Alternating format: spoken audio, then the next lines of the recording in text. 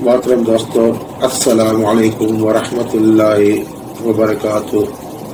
हस्ब वादा रिज्जत और इसकी अक़साम और उसका इलाज, इस सिलसिले में पार्ट 2 के साथ आमिल इमरान कादरी चिश्ती कलंदरी साबरी सुलेमानी आपकी खिदमत में हाजिर है।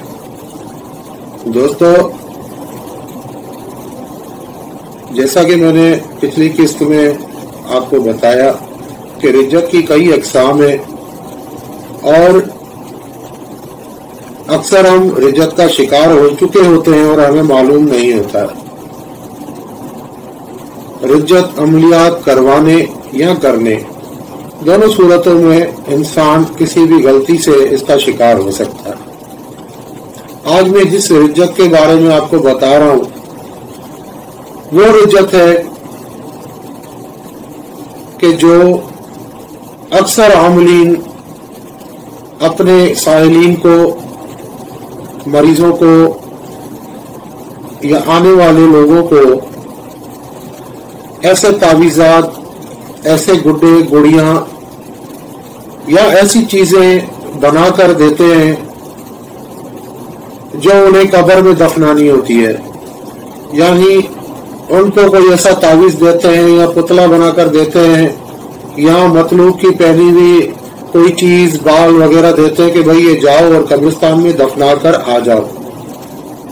किसी कब्र में दफना दो या 2 कब्रों के बीच में दफना दो या फिर किसी शमशान में दफना दो या किसी गैर मुस्लिमों के कब्रिस्तान में दफना दो। यानी ये जो तरीकेकार होता है, ये होता है मुर्दों के हमजात से काम लेने का। मुर्दों के हमजात से काम लेने के लिए वो ये तरीकेकार इख्तियार करते हैं, यानी तावीज़ात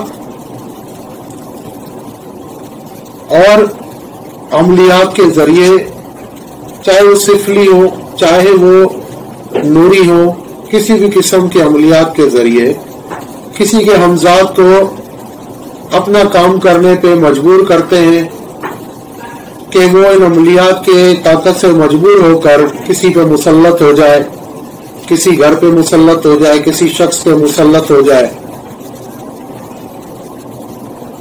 ख्वाह उसको अपना ताबे करने के लिए, ख्वाह उसको नुकसान पहुंचाने, बीमार करने के लिए। तो दोस्तों, अक्सर लोग जाते हैं कब्रिस्तान में और जाके ये तावीज और ये पुतले वगैरह जो कुछ भी होता है, कोई हड्डी है या कोई राख है या पैरों की खाक है या मतलूब का पहना हुआ कपड़ा है, बाल है, नाखून है या कोई भी ऐसी चीज जो होती है, वो जब वहां जाकर दफनाते हैं तो फिर क्या होता है कि कब्रिस्तानों के महाफिज जो जिन्नात हैं, अक्सर वो उन्हें रिज्जत में मुब्तला कर देते हैं। यानी जिस तरह इंसानों का इस दुनिया के अंदर कानून होता है, तो कब्रिस्तानों के भी कवानीन होते हैं। वहां भी अल्लाह तबारक व तआला की तरफ से मुकर्रर मुहाफिजीन होते हैं जो कब्रिस्तानों की हिफाजत करते हैं, अपनी ड्यूटियां देते हैं। तो ऐसी अक्सर अरवा जो होती है, ऐसे लोगों को जो किसी की कब्र के अंदर तावीज वगैरह दफनाते हैं या पुतले दफनाते हैं, उनके हमजात को जो है एक्टिव करना चाहते हैं, उनको रिज्जत में मुब्तला कर देते हैं। और ये रिज्जत बड़ी शदीद रिज्जत होती है। और होता यूं है कि ऐसा बंदा जब ये काम करता है, अब काम होना न होना तो वो उसका अपनी जगह पर, लेकिन उसके बाद इस बंदे के साथ ऐसा होना शुरू हो जाता है कि उसे अजीब व गरीब ख्वाब आना शुरू हो जाते हैं। कभी वो ख्वाबों में कब्रिस्तान देखता है, कभी वो ख्वाबों में खंडरात देखता है, कभी वो ख्वाबों में अजीब अजीब लोग देखता है, कभी वो ख्वाबों में अपने मरहूम रिश्तेदारों को देखता है, कभी वो ऐसा देखता है कि वो मर चुका है और उस पर अजाब हो रहा है, या कुछ लोग उसके पीछे पड़े हुए जो उसे नजर नहीं आ रहे हैं और उसकी जान को खतरा है।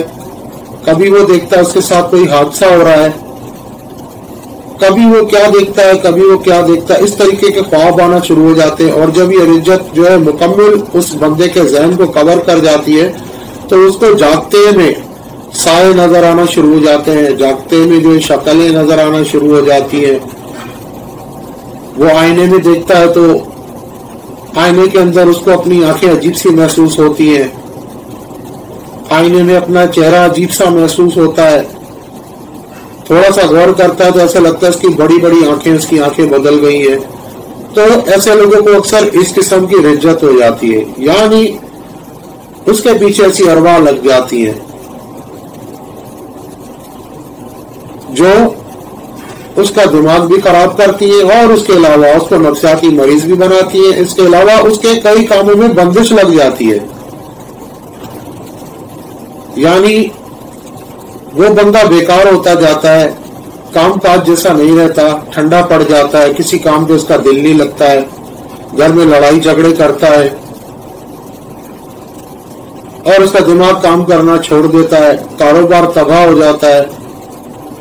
देखिए, हर अमल कोई भी हो, अगर वो नेकी के लिए किया जाता है, अच्छाई के लिए किया जाता है तो उसका सजा अल्लाह जरूर देता है। लेकिन जब उसी अमल को आप अच्छाई के लिए तो कर रहे हैं लेकिन तरीका आपका गलत है तो उसका रिएक्शन जरूर आता है।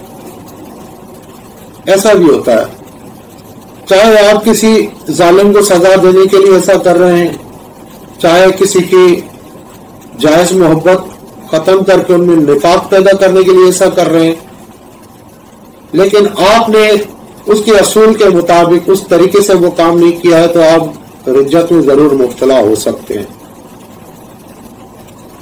यानी यूं समझिए कि एक डॉक्टर है, उसने मरीज को दवा तो नेक नियति से दी है लेकिन उसने मरीज की कैफियत नहीं समझी, मरीज की तबीयत के मुताबिक उसको दवा नहीं दी है, ओवरडोज दे दिया है या गलत डोज दे दिया है। तो अब डॉक्टर की तो नियत यह थी कि मरीज को शिफा मिलेगी, दवा दे रहा हूं, लेकिन उसकी तशखीस भी सही थी। अगर उसने जो दवा दी उसके डोज का उसे अंदाजा नहीं था कि इस मरीज पे कैसे असरअंदाज होगा, ये ओवरडोज है या कम डोज है, जिसकी वजह से मरीज की तकलीफ और बढ़ जाती है।